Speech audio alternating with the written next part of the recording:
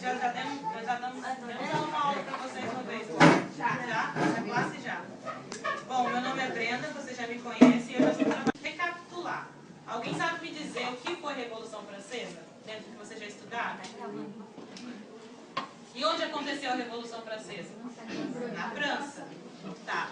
A sociedade na França, nesse período, era composta por 3 estados, correto? Qual era o primeiro estado? Clero. Segundo estado?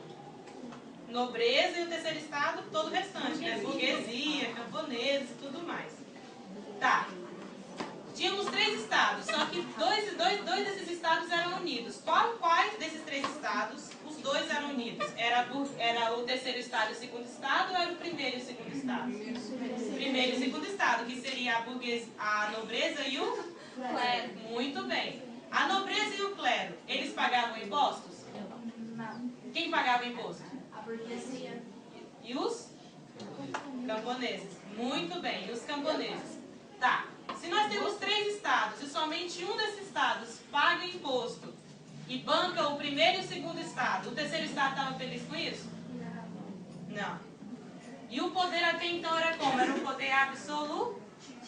O que é um poder absolutista? Quem que manda? Centralizado somente uma pessoa, absoluto, né? Se é absoluto, somente um manda. E quem mandava? O rei. O rei. Então, o poder absoluto. O terceiro estado não tinha direito nenhum. Quem tinha direito era só o primeiro e o segundo estado, correto? Então, só que nesse período o que acontece? Acontece na agricultura, como as pessoas viviam muito da agricultura, ocorre uma seca muito grande, né? Então, a questão do alimento começa a ficar escasso, né? E a questão do comércio também começa a ser prejudicada. Então, os burgueses já ficam ressabiados, porque o comércio, o dinheiro já não está mais como era antes, a agricultura está embaixo por conta da seca, mas mesmo assim, o primeiro e o segundo estado, eles se preocupam com o terceiro? Não, eles continuam a cobrar mais impostos e até aumentar, porque como há uma queda na economia, o primeiro e o segundo estado precisa manter seu status, correto? Eles não vão diminuir seu status por conta que houve seca, ou houve algum tipo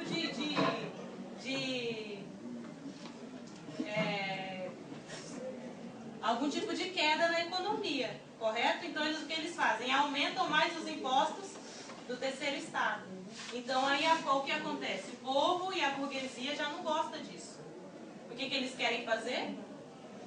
O que eles querem fazer com o primeiro e o segundo estado, já que a burguesia e os camponeses não ficam felizes com o excesso de cobrança de impostos? E a insatisfação, o que leva o povo a fazer? A revolução. Muito bem. Então, qual é o objetivo da revolução? A queda do absolutismo. A queda do absolutismo. Retirar o rei do poder, correto? Então, o que acontece? O povo se revolta, vai lá e tira o rei do poder, como vocês estudaram tudo isso com o Júnior. Não estudaram esses detalhes? Estão lembrando? Estão lembrando, sim ou não? Mais ou menos? Porque agora é o momento de vocês perguntarem e questionarem sobre, porque depois vai ter um jogo. Então, se vocês não se manifestarem nenhum tipo de dúvida, o que a gente subentende que vocês já entenderam, sim? Porque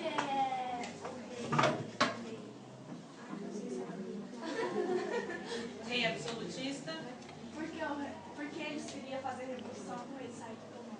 Porque eles estavam insatisfeitos, a cobrança de impostos era muito grande. Eles viviam da agricultura, já tinha uma seca muito grande, passavam fome, ainda o rei ainda cobrava mais impostos deles, retirava já mais dinheiro que eles tinham. Como que eles iam sobreviver? Lembra que o Júnior falou? Lembra como é que vivia o rei e o pessoal do castelo? Era uma... Eles viviam bem ou eles viviam mal? Muito bem. Muito bem. O que eles faziam muito? Muitas festas, correto? Não tinha muitas festas, muitos gastos, eles não pararam de gastar. Mesmo com a queda na economia, por exemplo, quando você está na sua casa e o dinheiro começa a ficar pouco, o que você começa a fazer? Economizar. Porque senão não vai dar para pagar todas as dívidas. A nobreza, eles não fizeram isso, muito pelo contrário, eles continuaram a gastar. Mas a economia estava quebrada. Quando que acabou o dinheiro? O dinheiro não acaba. O dinheiro não acaba assim, acabou o dinheiro. O povo começa a ficar muito pobre, começa a viver numa miséria muito grande, passar muita fome porque tinha que manter a nobreza. Então o povo fica insatisfeito demais. E por isso eles se revoltam. Eles conseguiram tirar o rei do comando? Conseguiu, tanto é que o rei foi morto, guilhotinado. Arrancaram a cabeça do rei. Tem foto aí pra ver? Depois a Gil vai falar um pouquinho sobre a guilhotina para vocês, explicar o que é guilhotina e tudo mais. O que acontece? Aí o povo invade o Palácio de Versalhes. O Palácio de Versalhes, quem mora no Palácio de Versalhes? O rei. Invade o Palácio de Versalhes, pega o rei, leva para Paris, né? E retira. Então começa ali então líderes como Robespierre e Danton, que pertenciam ao grupo chamado Jacobinos, e tinha os... Eu acabei de falar, esqueci o nome. Girondinos, né? Girondinos. Tinha os jacobinos e os girondinos, que eram duas classes da burguesia, duas classes de poderes dentro da burguesia. Os jacobinos eram a média e baixa burguesia, e os girondinos a alta burguesia, correto?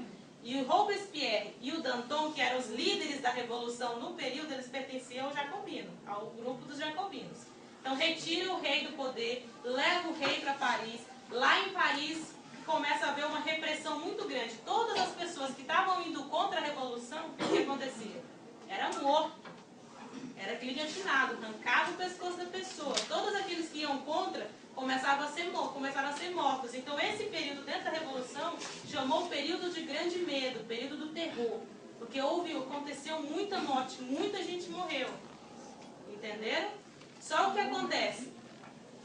O rei por consequência, morre nesse período, porque como ele perde o poder, ele não gosta muito disso, tenta fugir da França, não consegue fugir, e assim é guilhotinado depois. Ele perde o rei, então destitui o rei, acaba então todo e qualquer tipo de poder da nobreza, porque o rei foi morto, o símbolo do poder acabou. O que aconteceu com eles quando ele foi? Aí que aumentou mais ainda a tensão. Porque quando se mata o rei, tinha aqueles que eram a favor da morte do rei, que eram os jacobinos. Só que os girondinos não eram a favor da morte do rei. Então, aí começam então conflitos entre os próprios líderes da revolução. Eles começam a se conflitar. Aí começa a existir conflito entre os jacobinos e os girondinos. Aí o que acontece? Mais pra frente, depois de vários acontecimentos, vários detalhes, os jacobinos perdem o poder, Robespierre e Danton, que eram os líderes da revolução, saem do poder e entram os girondinos. Que aí que surge quem? Napoleão Bonaparte. Napoleão Bonaparte, ele pertencia ao grupo dos girondinos. Estão conseguindo entender? É porque o rei morreu, o rei ficou sem poder, ficou sem líder, porque até então, por mais que eles tirassem o rei lá do Palácio de Versalhes, levassem para Paris, ainda existia o rei. E o rei era o símbolo do poder. Então ainda existia alguém supostamente para governar. Só que quando o rei morre, quem vai governar agora? Aí começam então conflitos entre os para saber quem ia assumir o poder dentro ali da França. Com a queda dos girondinos, com a queda dos jacobinos, os girondinos sobe ao poder. E quem pertence ao grupo dos girondinos? Napoleão Bonaparte. Entenderam? Aí Napoleão Bonaparte sobe ao poder. Aí nesse período estava tendo muito conflito. Os outros países ao redor, que eram países que tinham reis, que viviam ainda no sistema absolutista, ficaram preocupados. Porque se aconteceu revolução lá na França, nossa, vai acontecer no meu país também. Então a Prússia, a Austrália já começaram a ficar espertos, entendeu? Não gostaram muito disso e começaram a atacar a França.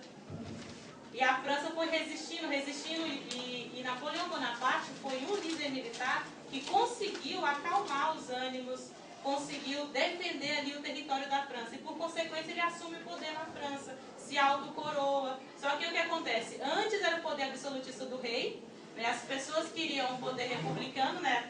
Surge a república. E agora se volta novamente para Napoleão Bonaparte. Supostamente o poder volta de novo para a mão de uma pessoa só. E o que ele fez?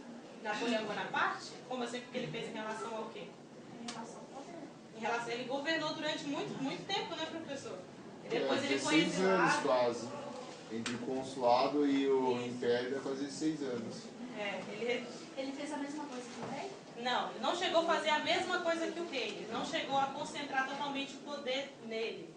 Mas o que acontece? Se você sai de um poder absolutista, onde tinha só um líder, para ir depois para o poder republicano, onde existem várias pessoas, onde existe a democracia, onde todos podem falar, e depois retorna o poder para a mão de uma pessoa só, aí gera conflito de novo. Só que mesmo assim, Napoleão Bonaparte teve muitas conquistas, conquistou muitos territórios. Tanto é que você ouve o nome dele em todos os lugares. Vocês já ouviram o nome de Napoleão Bonaparte? Várias vezes, só que mesmo assim depois ele é destituído.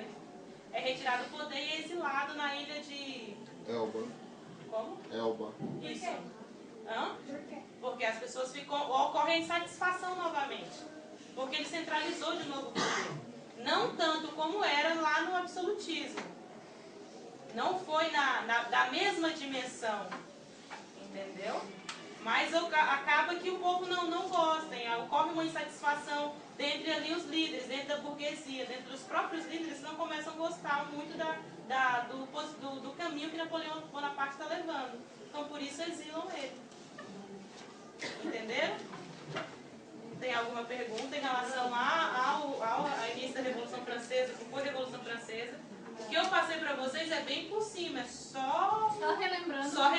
Porque o Júlio já trabalhou isso com vocês em várias aulas, que eu já vi ele comentando, falando, detalhando, tudo direitinho. Tá? Agora a Gil vai passar por uma parte bem interessante da aula. Que é uma parte que ela vai falar das vestimentas que as pessoas usavam no período, o que eram os sans-culottes, né? Sans-culottes, que o Júlio também falou em sala de aula, que eu lembro dele conversar com vocês sobre isso. Ela vai demonstrar isso para vocês agora, tá bom? Júnior, até que horas vai a primeira aula? Em mais 24 minutos. A primeira? É. Ah, tá. 17h50. Ah, vai até 7h50. Tem algumas coisas, algumas curiosidades que nós trouxemos para vocês, mas é que nós temos que controlar o tempo, porque a primeira aula nós queremos fazer essa recapitulação e trazer essas curiosidades para vocês, e na segunda aula, então, a gente vai fazer uma aula mais descontraída, que é um jogo voltado para o tema que nós estamos estudando, que é a Revolução Francesa, certo?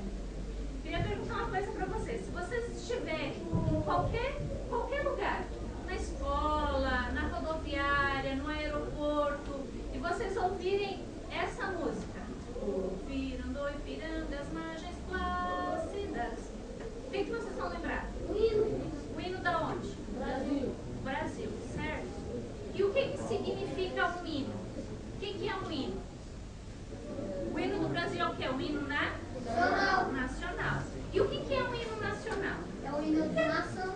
O hino da nação, certo? E qualquer música pode ser um hino nacional? Não. O que será? Quais são as características que representam o hino nacional? Primeiro, como que é feito? Como que é determinado? Como que é feito para determinar uma certa música como hino nacional? Qualquer pessoa pode chegar, ó, esse aqui agora vai ser o hino nacional do Brasil. Será que pode? Não. Não. Como é que é feito, será? É feita uma eleição. Uma eleição. Como eu já perguntei para vocês já me responderam. Não é qualquer música que pode ser um hino nacional, certo? Vamos ver, quais são as características que vocês acham que teria um hino nacional? O que contém nessa letra? Vamos supor, o hino do Brasil é ouviram do Ipiranga as margens plácidas de um povo heróico, brado, retumbante. O que está falando? O que está dizendo a letra do hino? Vamos ver. Ouviram do Ipiranga as margens plácidas. Do Ipiranga. O que aconteceu às margens do rio Ipiranga? Proclamação da independência. E daí depois segue de um povo. Quem é o povo? Quem é o povo? Pessoas. Quem é o povo heróico brado? É a nação, são os brasileiros. Ou seja, geralmente o hino, ele representa o quê? Ele é uma composição musical que representa geralmente algo patriótico, voltado para a nação, voltado para o país. Mas será que todos os hinos, o hino do Brasil, se nós formos analisar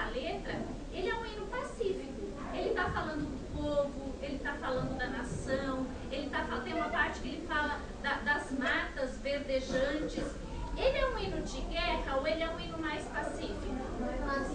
Será que teria alguma graça se nós aqui estivéssemos indo para a guerra e estivéssemos cantando o hino do Brasil?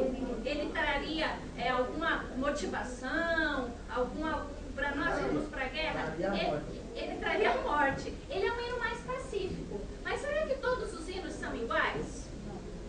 Não. Será qual é a diferença dos hinos? Vocês conhecem algum outro hino que não seja o hino do Brasil? A letra de algum outro hino? Não. No material que eu estudei, diz que os hinos eles são compostos de várias formas. Tem hinos que é mais pacífico, como o hino do Brasil, que fala da nação, que fala do povo, que fala do aspecto físico do lugar, como no caso do Brasil, que fala das matas verdejantes. Agora tem hinos que eles são marchas, tem outros hinos que eles representam a questão da guerra, do povo lutando. Agora eu queria, pode colocar o segundo hino, Brenda. Se vocês ouvissem esse outro hino, que eu não vou me arriscar a cantar, se vocês ouvissem esse outro hino, em qualquer lugar que vocês estivessem, vocês... Não precisa ligar.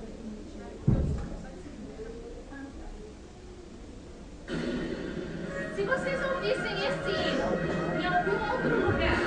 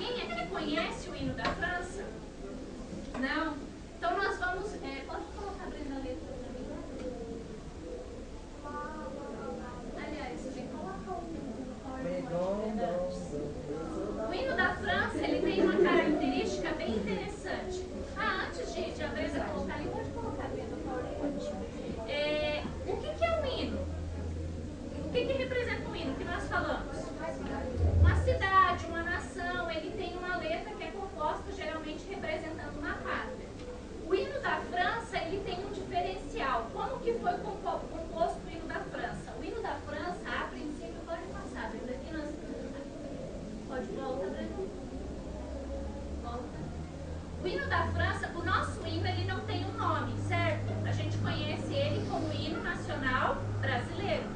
O hino da França, ele tem várias curiosidades. Primeiramente, ele tem um nome, o nome em francês é La Marseillaise. O que é La Marseillaise? Em português é a Marselhesa, que é o hino nacional da França. Ele foi composto pelo oficial Claude Joseph Roger de Lisle em 1792. O que estava acontecendo nesse período? Estava acontecendo toda essa questão da movimentação da Revolução Francesa.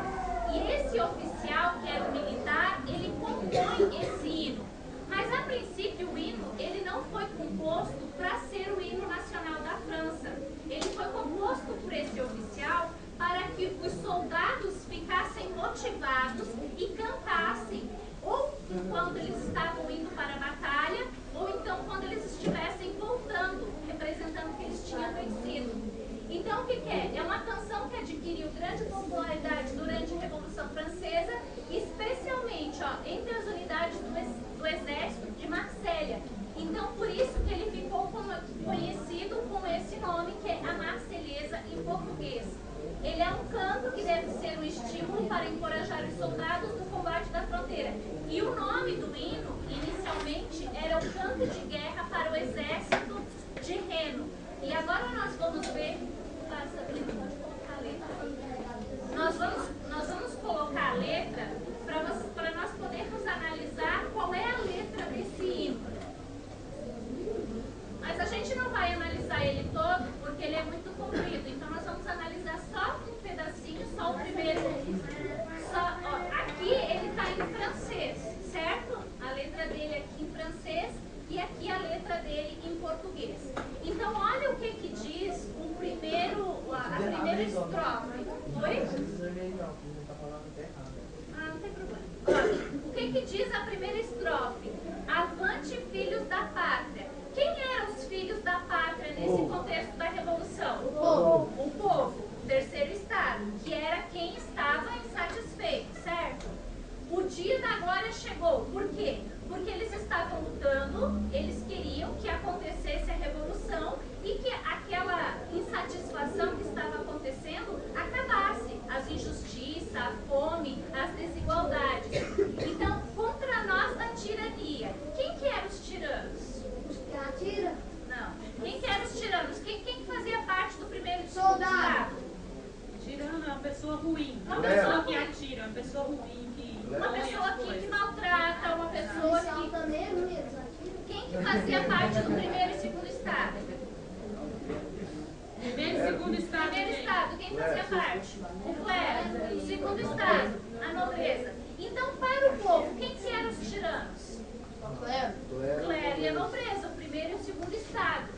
O estandarte ensanguentado se ergueu. O estandarte é a bandeira, certo? Então, por que o estandarte ensanguentado se ergueu? Porque eles estavam indo para a batalha, eles estavam indo lutar, eles queriam que aquilo ali acabasse.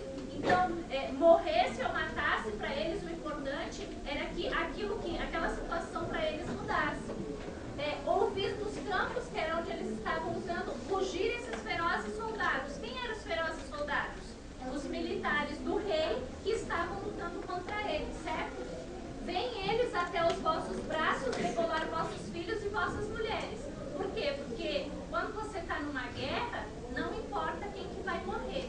Pode descer um pouquinho, Brenda. Então, o refrão do hino, ele diz o seguinte: as armas, cidadãos. Quem eram os cidadãos? O terceiro estado. Formai vossos batalhões, porque eles tinham que formar os batalhões de guerra para eles lutarem contra o primeiro e o segundo estado, certo? Marchai, que um sangue puro banhe o nosso solo. Quem era o sangue puro? Primeiro e segundo estado, isso mesmo. Então agora nós vamos passar um vídeo para vocês do hino em si. Tem o hino e daí tem a parte em francês e a tradução embaixo.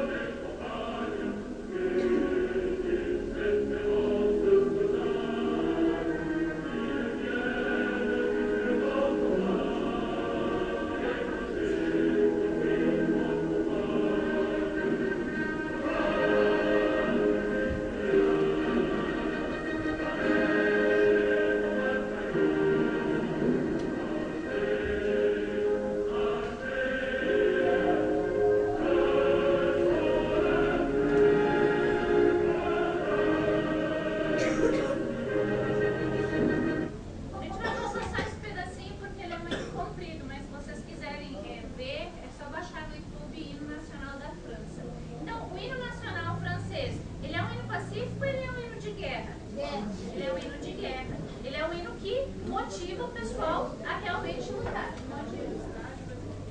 Já vou responder.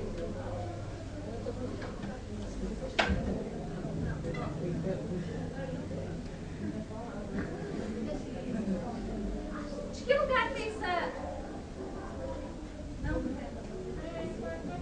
Brasil. De que lugar tem essa bandeira? Do Brasil, certo? O que é uma bandeira? É importante ou não é? Por que é importante a bandeira? O que a bandeira representa? É o símbolo do país. É o símbolo do país. Vamos supor, vamos aqui, são dois exércitos, certo? Vocês aqui são o exército da França. Vocês aqui são o exército da França e aqui é o exército brasileiro. E eu sou o terceiro. Gente, e eu sou o terceiro exército que vocês não sabem quem eu sou, mas eu sou o exército da Itália. Como que eu vou saber que vocês são o exército da França e aqui é o exército do Brasil? Pela bandeira. Pela bandeira. Então a bandeira é importante ou não é? Mas a bandeira é importante só em período de guerra? Não. Então, pode passar. O que significa uma bandeira? A bandeira, ela não é só um pedaço de pano, como muitos podem pensar. A bandeira, ela representa um estado, ela representa um país, ela representa um clã. Oi? Ela representa uma seleção, né? Porque quando o Brasil vai jogar agora, né, na Copa, e uma das coisas que são marcantes nos jogos, seja no jogo de futebol, pessoal, seja num jogo de futebol ou em qualquer outro jogo, geralmente o que eles fazem? Eles hasteiam a bandeira e cantam o quê? O hino nacional, que são dois símbolos que geralmente representam o país, certo? Pode passar, Brenda. Vocês conhecem de quem que, da onde que é essa bandeira? Da França. É fácil, né? E vocês sabem o que significa cada cor da bandeira? Não. Eu sei. Sangue, paz, céu, branco é nada, e vermelho sangue. Branco é paz. Vamos ver, Brenda. Pode Sangue, paz. O que significa as cores da bandeira francesa? Na verdade, ela surgiu de uma reunião de duas coisas. Primeiro, a cor branca, que é a cor do rei, e a cor vermelha e a cor azul representava a cidade de Paris. Pode passar, Breno. Na realidade, nos primeiros anos da Revolução Francesa, essa bandeira, que hoje tem essas três cores, ela era representada através de uma roseta. Depois, quando nós vemos a questão das vestimentas, vocês vão ver o que é uma roseta. Pode passar, Breno. Então, o que representa as cores? A cor azul representa o poder legislativo. O que é o poder legislativo? Vocês já estudaram com o Júnior. O que o poder legislativo faz? Poder. Vamos, gente. O que o poder legislativo faz? Ele faz as leis. Faz as leis, certo? Então, a cor azul representa o poder legislativo. A cor branca representa o poder executivo. O que o poder executivo faz? Executa as leis. E a cor vermelha, ela representa, então, o povo francês. Por que as três cores, elas são iguais em tamanho e nenhuma é menor que a outra? Tem igualdade. Isso mesmo, porque as três faixas possuem o mesmo tamanho e representa a divisão do poder igualitário, ou seja, ninguém manda mais do que ninguém. Pode passar, Breno. Bom, vocês lembram qual era o lema da Revolução Francesa? Três palavras. Liberdade. Não. Vida. Liberdade. Lei. E igualdade e fraternidade. Vocês sabem o que significa cada uma dessas palavras? Alguém se arriscaria? Pode passar, Breno. Então, o lema é liberté, igualité e fraternité. É assim que se diz em francês. Pode ser. Então, o que significa o lema? Que todos devem viver como iguais, sem grandes diferenças. Gente, está muito barulho. Se continuar o barulho, a gente para aqui e vocês voltam para a sala de aula. Então, silêncio, porque eu não vou ficar gritando para sair daqui com dor de garganta, certo? A gente tenta trazer uma coisa diferente para vocês, mas vocês têm que colaborar. Pode passar, Breno. Então, liberdade. O que significa liberdade dentro do lema da França? Viver sem pressões descabidas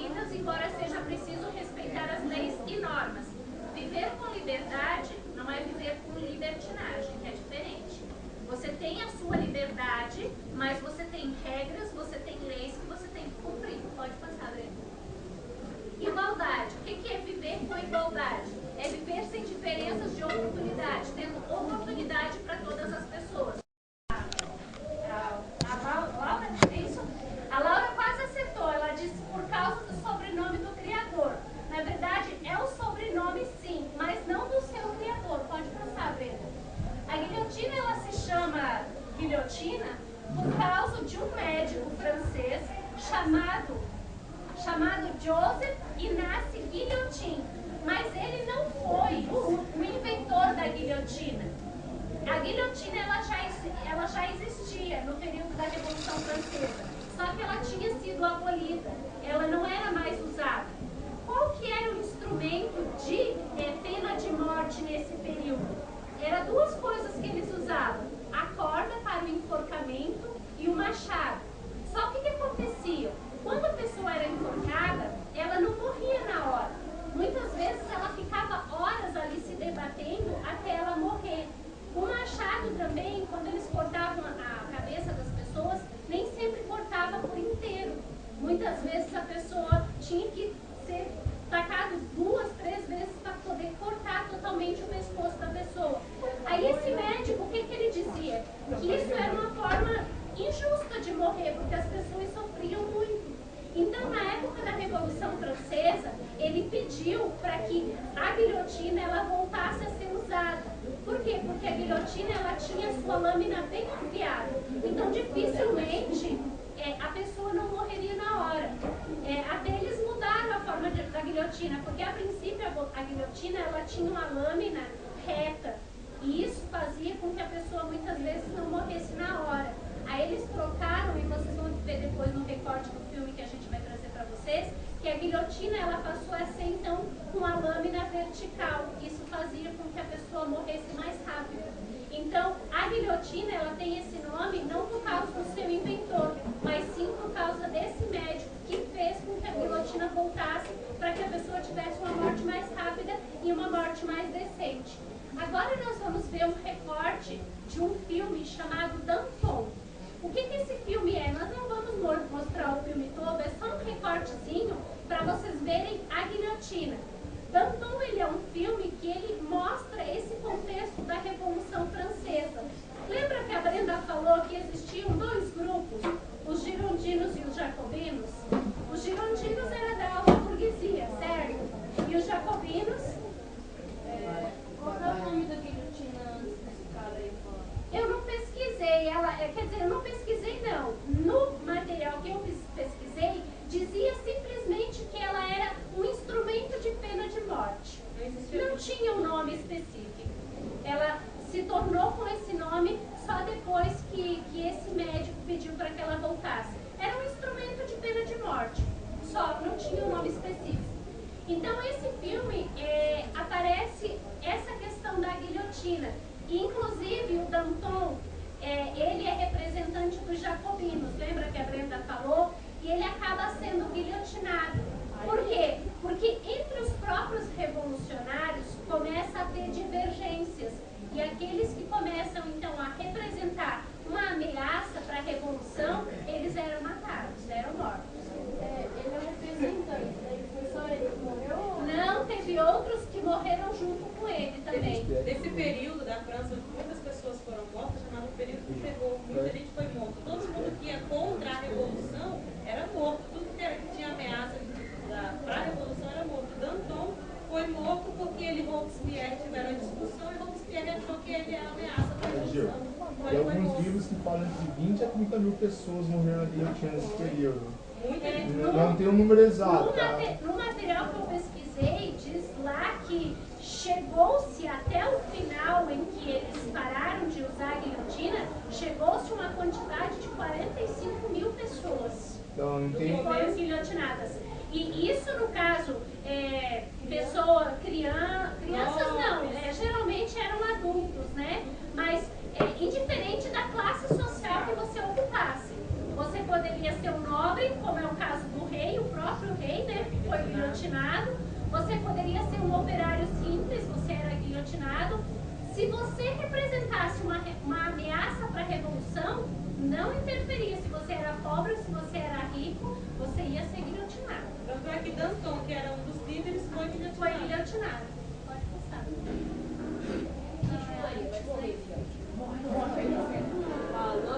Ó, esse é Danton. E os outros que estão na carroça também fazem parte da revolução. Eles também eram revolucionários. Só que eles começaram a divergir nas ideias e acabaram indo para a guilhotina. Eles eram levados de carroça da prisão até a praça, que a guilhotina ficava na praça pública.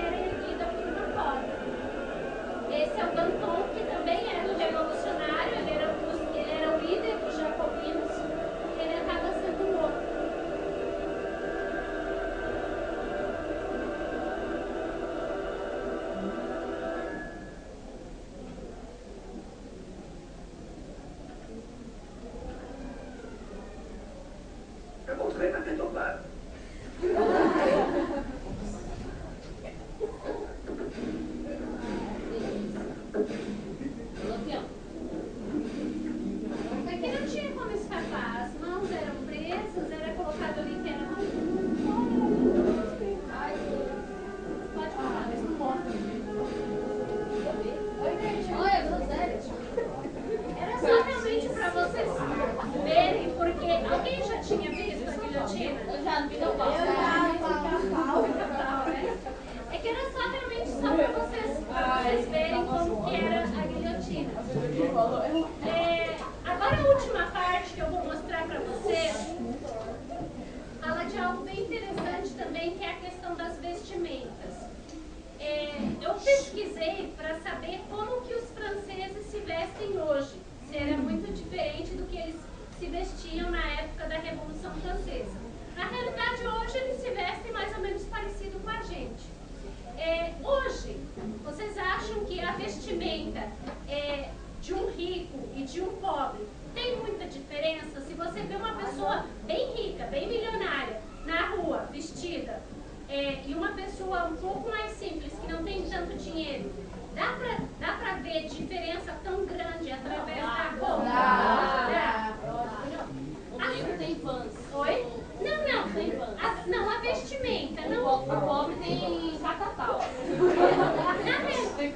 Na realidade, a gente tem, pessoal, tem alguns momentos que você não vê grande diferença na vestimenta, porque hoje tem muitos pobres que tentam se vestir como ricos. Só que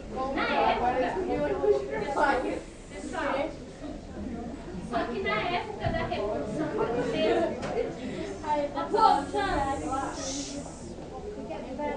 pessoal, na época da Revolução Francesa não era assim.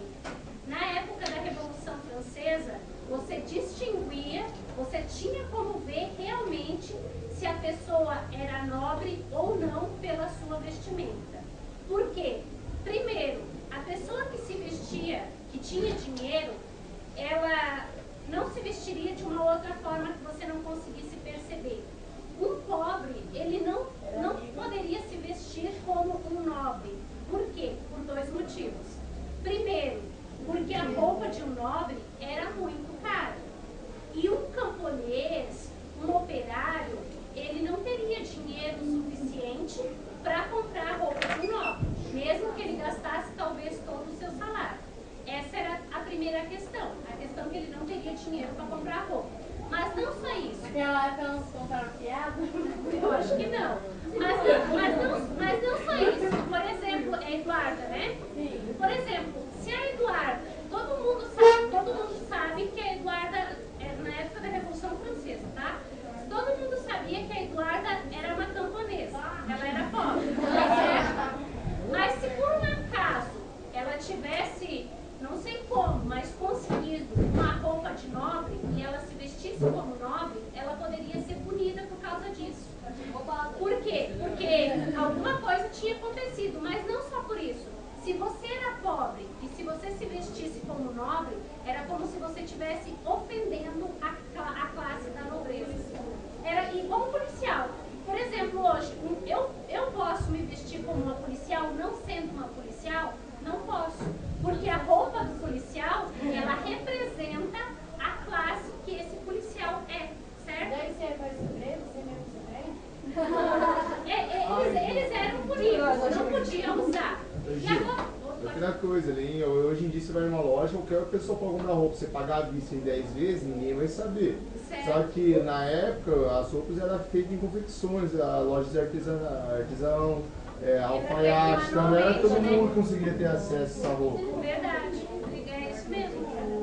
Então a gente vai ver agora algumas curiosidades das roupas dos nobres, das roupas dos camponeses e das roupas da burguesia. E também a diferença da roupa de uma mulher e da roupa de um homem.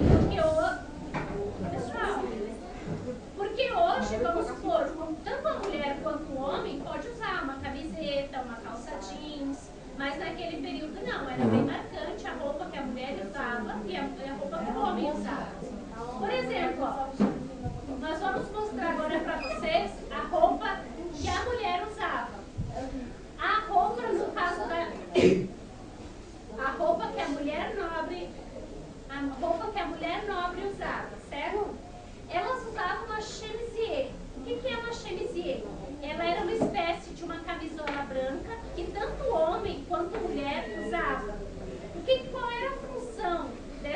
chemisier era cobrir a nudez. Era a primeira parte da roupa que era usada. As mulheres já usavam uma chemisier comprida, que ia até o tornozelo, porque geralmente a mulher usava o vestido. O homem não. O homem usava uma chemisier que ia até o joelho, porque ele usava uma calça, que era uma calça curta, uma calça chamada culotte. Eles não usavam kilt? Kilt? Não usava não. A gente vai ver agora como pessoal. Oi, Júlio. A gente vai ver então agora como que é. Então a chemisier era a primeira parte da vestimenta, tanto do homem quanto da mulher. E geralmente era branca. Por cima do chemisier, na roupa feminina, era usado essa parte aqui, que era o espartilho. Vocês sabem o que é um espartilho? As mulheres geralmente sabem, né? O espartilho, como a Gabriela falou, é para apertar a barriga, mas não só para isso. Os espartilhos que eram usados nessa época, geralmente era feito de dois materiais. Era feito de ferro ou era feito de barbatana, que era um material tipo um plástico bem duro. O que acontecia?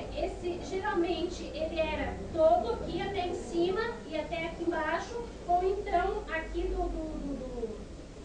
debaixo do seio até aqui embaixo. Para que ele servia? Para duas funções. Primeiro, para apertar a barriga, como ela falou, e a mulher fica bem acinturada. E para outra função também, que era para deixar em evidência o seio e o quadril. Porque automaticamente é como se fosse uma cinta bem larga. Porque duas coisas eram bem características que era valorizada nas mulheres nesse período. Eram os seios, a cintura, aliás, três coisas: o seio, a cintura e o quadril.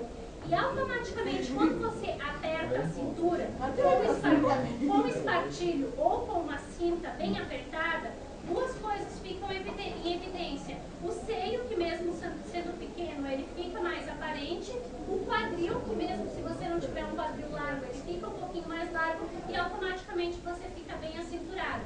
Algumas vezes acontecia de quebrar a costela, de ferir a pele da mulher, porque esses espartilhos eram muito apertados. Por cima do espartilho, pode passar. Mas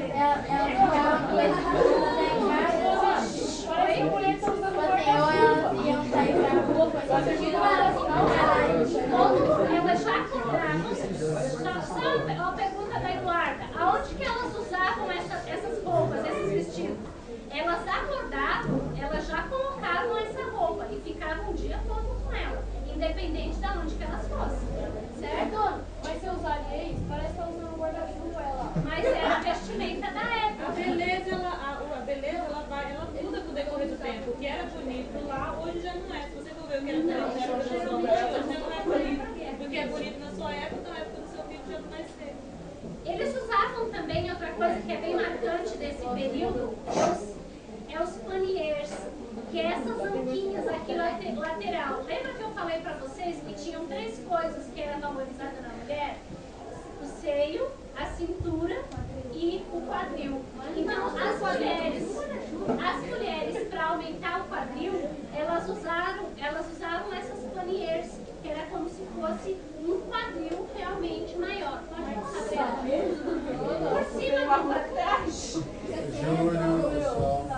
por cima da chemisier, do espartilho, da anquinha, era usado então a anágua.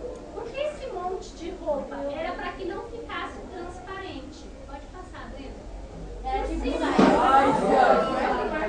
E finalmente, por cima da anágua, então tinha o vestido. Só que vocês vão perceber no próximo slide que a gente vai ver, que há uma diferença dos vestidos. Esse aqui era o vestido de uma nobre, certo? Geralmente ele era todo cheio de detalhes, com brilhos, com pedrarias, diferente dos vestidos das burguesas. Pode passar, Brenda. Aqui é atrás do vestido. Pode passar.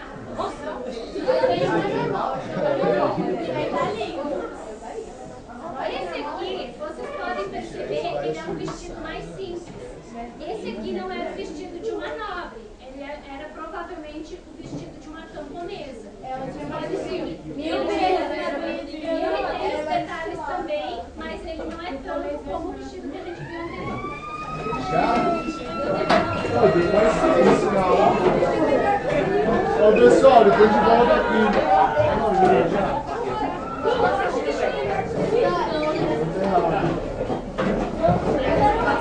Mais 26. Mais 26.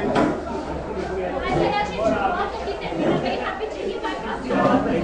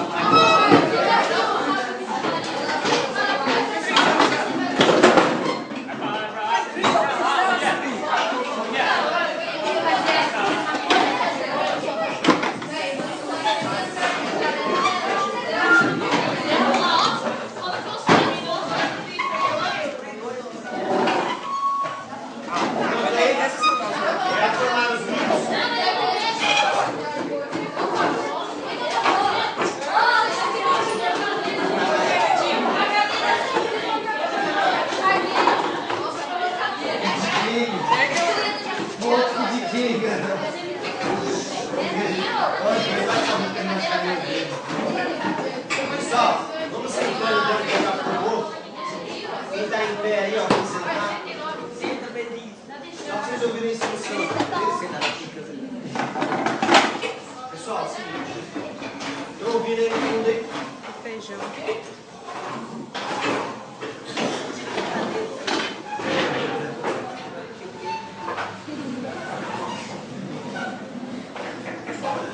Pessoal, segura aí, ó. Ouça. Pronto aí, vocês registraram isso? Depois vocês vão ficar perguntando. Pronto aí? Prestar atenção aqui então. Pessoal, a gente elaborou um joguinho para vocês bacana, certo? A gente fez com todo cuidado, fizeram as perguntinhas, cartinha aqui, o nosso tabuleiro, a gente preparou para vocês. Então é o seguinte, vai ter 20 perguntas, certo? E são de acordo com o que o Júnior já falou, com o que as meninas falaram agora para vocês. E algumas vocês não vão saber mesmo, porque vocês nunca prestam atenção. Mas pode ser que vocês surpreendam. Então, tem perguntas que vão acabar ensinando também. Que são perguntas que, de acordo com a resposta, vocês vão acabar aprendendo alguma coisa nova sobre a Revolução Francesa. O jogo vai funcionar da seguinte maneira: a gente vai colocar um tabuleirozinho em cada grupo, aí cada um de nós vão ficar com vocês para auxiliar a fazer as perguntas. Acho que vai ter um ou dois grupos que não vai precisar nem de mim, nem do Júnior, nem da Brenda. Entre vocês vão conseguir fazer. O objetivo é chegar até o final ali e responder todas as perguntas. Enquanto não tiver um vencedor, as perguntas podem ser sendo defeitas, certo? A resposta só é dada no final. Se você não acertar, não vou responder, a pessoa que estiver com vocês acompanhando vai responder para deixar o outro descobrir. Isso, o Júnior foi buscar uns feijãozinhos, que vai ser o representante aqui no tabuleiro. Então, conforme você acerta, você avança uma casinha, certo? Um feijãozinho. Então, aí vai ser uma vez de cada. Cada um responde uma pergunta. Eu faço a pergunta pro primeiro, não acertou, eu guardo a pergunta, vou para a próxima pergunta e pergunto pro próximo. Aí vocês só organizam a ordem, se vai ser no sentido relógio, contrário, certo? Na outra E aí acho que vai dar para todo mundo brincar. A Brenda já está distribuindo. Já está distribuindo aí os tabuleiros. O Júnior foi buscar ali os feijões. Ramon, na outra turma nós fizemos assim, quem acertava tinha direito de responder mais uma vez para ir mais rápido. A Gil me lembrou de uma coisa, ó. Quem acertar uma das questões tem direito de responder a próxima. Vamos poder ter seguidos.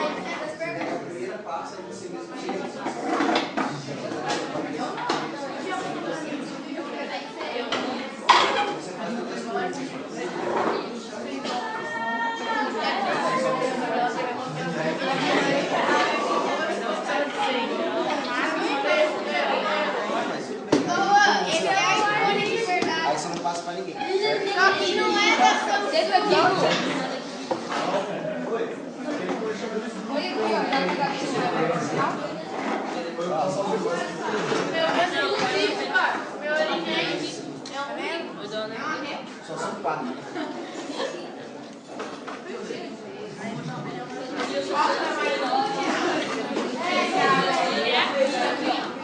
Eu sei que ninguém vai responder do que vou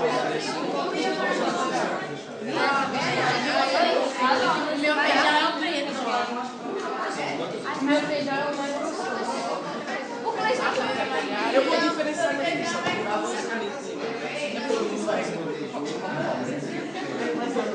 Ah, só essa aqui, ó.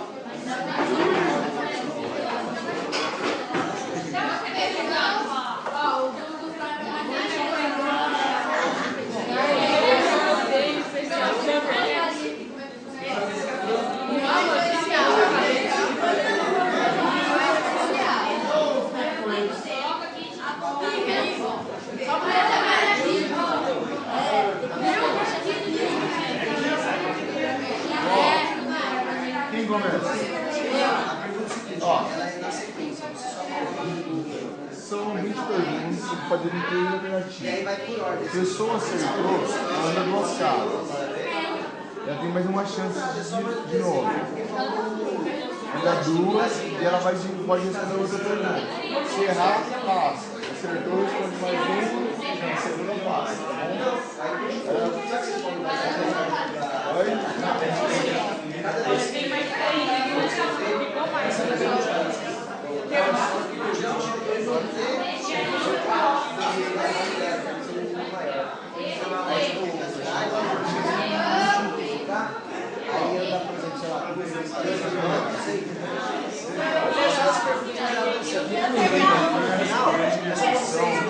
Em 1719. Ah, João Paulo, 1816, Dom Pedro.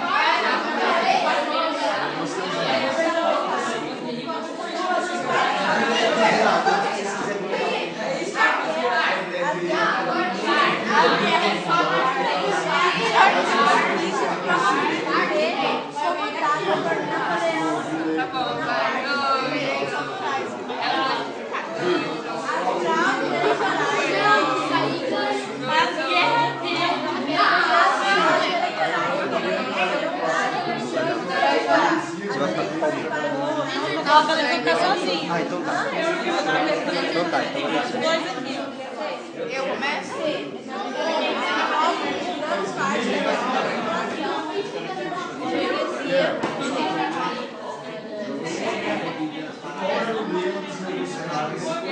Direitos autorais.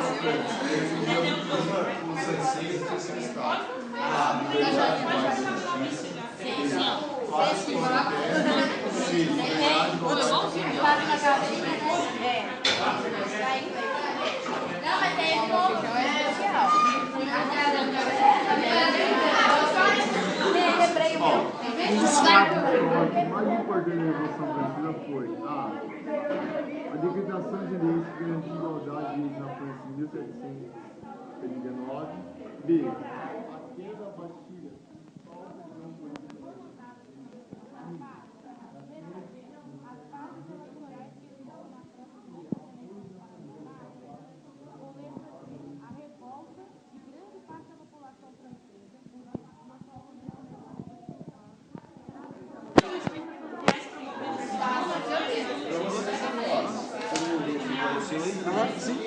Só falta o seu. Vai cortar. O seu é uma mastigadinha. Vamos lá, pessoal? Não, é o seguinte, ó. Eu faço a pergunta, certo? Começa por você e aí a gente vai fazer o seguinte. Aí o seguinte, todo mundo diz que quem acertar tem direito de responder a próxima também, tá bom? E aí, conforme eu vou fazendo a pergunta, aí vocês vão prestando atenção, porque talvez o outro errou, você já sabe a resposta, quando vem ela de novo, você consegue responder. Vamos lá, pessoal. A primeira pergunta é a seguinte. Quais foram as primeiras causas, quais foram as principais causas da Revolução? Vou fazer para você. Então, o que marcou a causa? O que marcou a galera fazer toda essa revolta? Por que o terceiro, lembra que era o terceiro estado que fez a revolta do... Exatamente. Então, eu vou fazer o seguinte, ó. Letra A. O que podemos apontar como uma das principais causas da Revolução? O que aconteceu para eles gerar essa guerra toda? Primeiro, letra A. Foram as guerras e as conquistas promovidas por Napoleão. Letra B. Foram as fraudes eleitorais que existiam na França. Ou letra C. A revolta ela foi feita pela grande população burguesa, promovida por causa das injustiças que a monarquia causava. Fiz um feijão, Quer ver qual é o seu feijão lá e manda lá. Como você acertou, você vai responder mais um, beleza? Vamos lá. Agora, o que podemos afirmar sobre o contexto histórico da França antes da Revolução? O que estava acontecendo antes da Revolução começar? O que estava acontecendo anterior? Então, letra A. O clero e a nobreza possuíam muitos privilégios e eles não pagavam impostos. Era isso que estava acontecendo antes. Letra B. Havia igualdade de direito, não havia desigualdade, todo mundo era beleza e tal, feliz da vida. Ou letra C. Não havia pobreza nem miséria. Letra A. Pode olhar lá também. Então tá certo, o bichão decorou a matéria inteira. A intenção é saber o assunto, né? Então, ó, agora essa daqui, ó. Qual foi o fato histórico mais importante que aconteceu durante a Revolução? Letra A. A decretação de leis que garantiam igualdade. Letra B. A queda da Bastilha. Ou letra C. O apoio de Napoleão Bonaparte ao governo do rei. Errou. Eu acho que para dar tempo de todo mundo participar, responde só 2 vezes. Então vamos lá. Qual era o lema que os revolucionários utilizaram durante a Revolução? Letra A. Liberdade, paz e justiça. Letra B. Pão, paz e terra. Ou letra C. Liberdade, igualdade e fraternidade.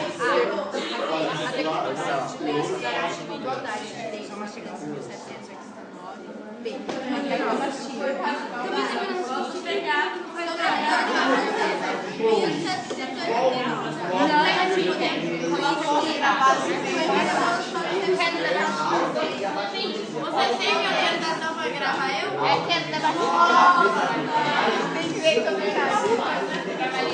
não vai ser publicado, aí não tem problema. Estamos de brinco, não. Pode gravar, eu vou empresário que eu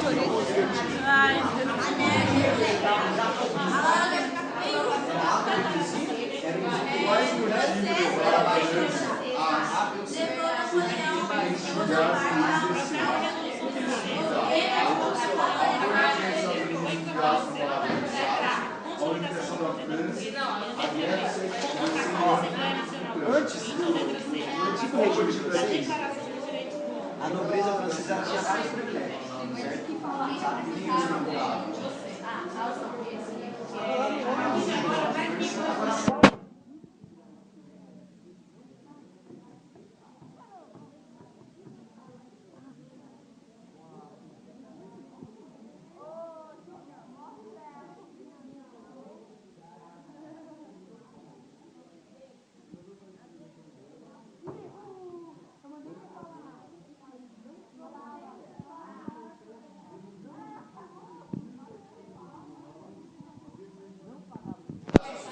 tinha um controle sobre todo o comércio da política. O objetivo é, qual foi o objetivo dessa ideia? Qual foi a principal arma da Revolução? Qual foi a principal arma da Revolução? Letra A. A única coisa que era ganhamos. era o comércio. Quem que eram os comerciantes? Vamos lá. Quais os motivos que levaram a França? Sobre a Revolução, o que podemos concluir? A Revolução ela foi a Revolução, letra A, o segundo Estado, o terceiro Estado, segundo Estado. O segundo Estado? Não. Quais os motivos que levaram a França a se Vamos lá, individuar vamos lá. em 2016? Em 1700.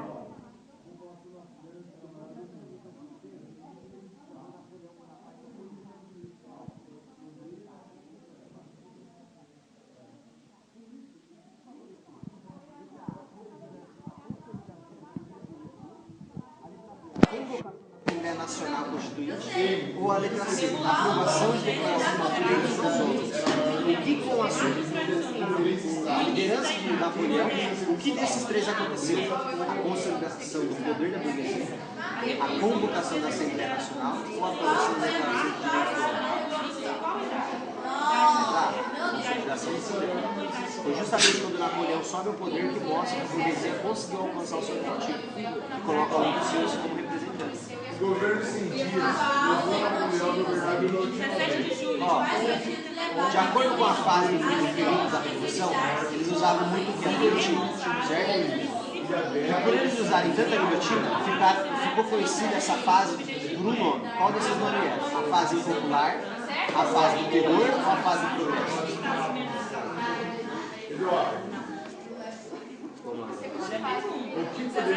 Qual era o nome do líder dos jacobinos? Era a letra A, letra B ou letra C? Saint-Just, Robespierre ou Danton? O próximo. Qual a principal arma da Revolução? Espingarda, o canhão ou a guilhotina? Guilhotina.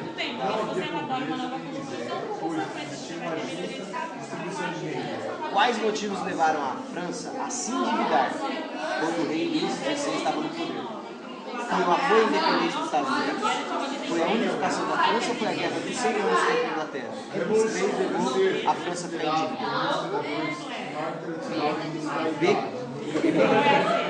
Isso aqui é um detalhe importante, porque ao mesmo tempo que está acontecendo isso na França, está acontecendo outra coisa em outro lugar. Então, tipo, dá para você aprender duas histórias ao mesmo tempo. Com a Revolução Francesa, os historiadores eles colocam a Revolução Francesa como um marco para um período, uma fase da história. Qual é a idade que eles colocaram a partir da Revolução Francesa? Letra A, idade moderna. Letra B, idade contemporânea. Ou letra C, idade média? Contemporânea. Pode andar na história. Em 1739, a população da França era maior do que Então vamos fazer o seguinte agora. Quem for acertando vai andar duas casinhas, beleza? Ó, em 17 de junho de 1789, os representantes do terceiro estado se revoltaram e se autoproclamaram a Assembleia Nacional Constituinte. Qual era o objetivo dessa Assembleia? Letra A, elaborar uma nova Constituição da França. Letra B, conseguir melhorias de trabalho. Ou letra C, conquistar o aumento do salário.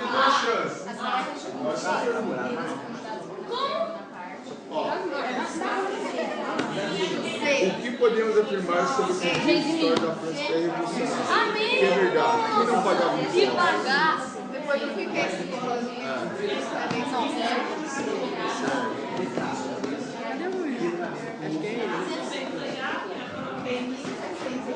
O que podemos apontar como as principais causas da Revolução Francesa? Letra A, as guerras dos 5 anos. Letra B, as fraudes eleitorais que realizaram para monarcas. Vamos lá. O governo dos 100 dias de Napoleão, que foi a última vez que ele chegou a governar. Quando ele foi exilado, ele foi levado para uma ilha. Qual era o nome dessa ilha? Letra A, Ilha Bela. Letra B, Ilha de Santa Helena. Ou letra para ser Ilha Grande. E é verdade. Qual é o livro dos revolucionários? Qual é o livro? Quem fazia parte, quem pertencia ao segundo estado? A nobreza, o povo ou o clero? Não havia pobreza nem Ao segundo estado.